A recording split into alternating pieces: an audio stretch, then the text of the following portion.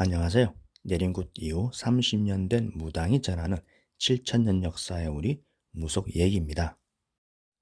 남자가 여자를 만날 때 제일 처음 보는 것은 얼굴이죠. 3초 만에 첫인상이 결정되고 평생 따라갑니다.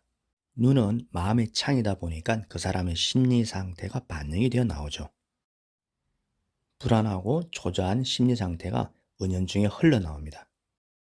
활발하고 자신감 있는 모습도 눈빛이 말해줍니다. 아름다움과 여유로움, 우아함이 눈빛에서 시작되죠. 얼굴은 몸 전체의 골격을 대변하고 있습니다. 앞으로의 삶에 대한 태도가 바로 보이며 이루고자 하는 목표의 성실성에 대해서 하나씩 얘기해 줄 겁니다. 생면부지, 즉 태어나서 지금까지 한 번도 만나지 못했고 알지도 못하는 상대였다라면 얼굴이 만남에서 절대적이라는 얘기죠. 그래서 성형수술에 대해서 물어오는 경우가 있는데 저는 긍정적입니다. 태어나면서 고정되는 사주팔자는 바꿀 수가 없지만 자신의 얼굴, 관상은 바꿀 수가 있고 운명은 변화됩니다. 얼굴에서 점을 빼거나 눈, 코, 조금 손대는 경우도 있고 양악수술처럼 광대뼈와 턱뼈까지 손을 대면서 얼굴 전체를 크게 손대는 경우도 있는데 운명의 변화도 비례합니다. 작게 손대면 작게, 크게 손대면 크게 운명이 바뀌더군요. 동양역학에 사주, 불여, 관상이라는 말이 있어요. 사주는 관상보다 못하다, 관상이 더 중요하다는 뜻이죠.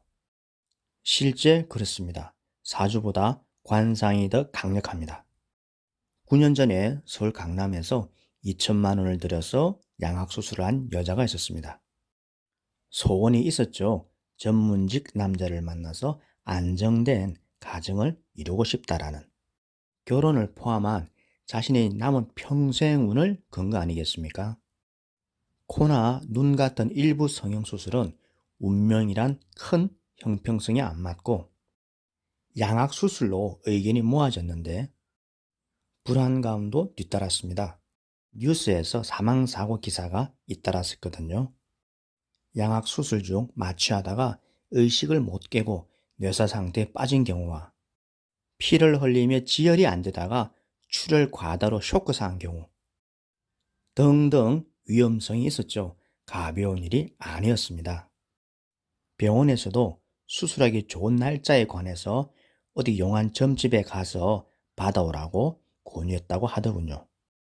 의료사고라는 게 의사가 실수 없이 잘 수행을 해도 환자의 그날 그 몸 상태에 의해서 불확정적이며 대단히 유동적이다 보니까 날짜를 잘 고르라고 조언해 주었다고 합니다.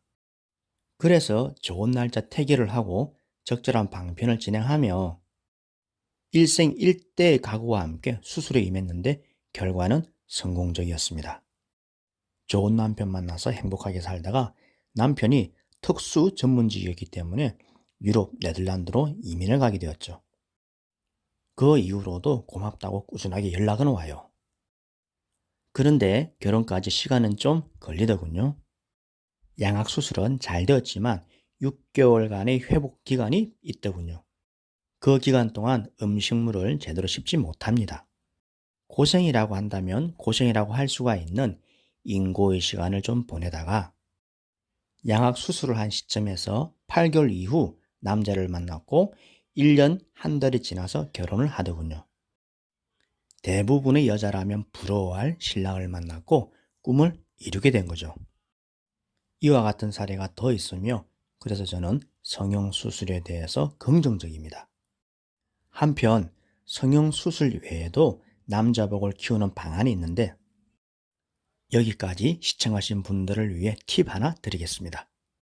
긴 머리를 하십시오. 굳이 생머리가 아니고 따은 머리도 좋으니 긴 머리를 권해드립니다. 길 가다가 지나가는 아무 남자 10명을 붙잡고 물어보면 열의 9은 긴 머리가 좋다고 할 겁니다. 남자인 자신이 못 가지고 있거나 앞으로도 가질 수가 없기 때문이죠. 간단합니다. 자신에게 없기 때문에 희망하게 되며 매료되는 바인데 여자분들은 잘 모르시더군요. 긴 머리라면 다 좋아요. 머리를 자연스럽게 풀어 헤쳐도 괜찮고 갈래를 지어 따도 좋으며 쪽 지어도 좋습니다.